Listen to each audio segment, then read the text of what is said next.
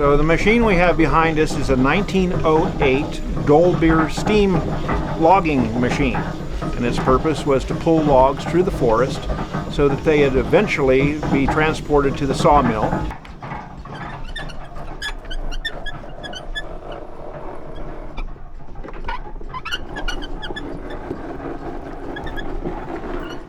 So this steam engine operates essentially by a wood fire boiling a steep kettle full of water, creating steam.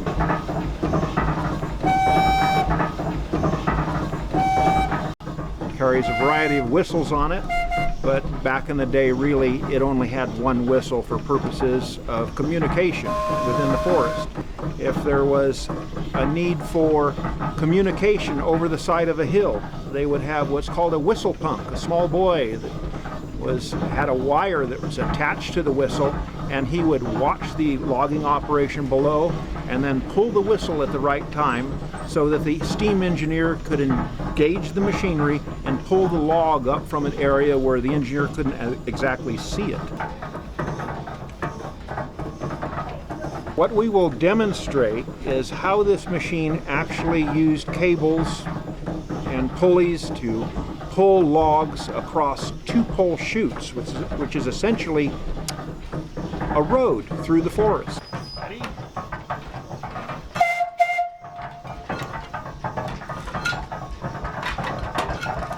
Essentially, the loggers would drop the trees, and this machine would roll the logs into two-pole chutes, which is basically a road through the woods.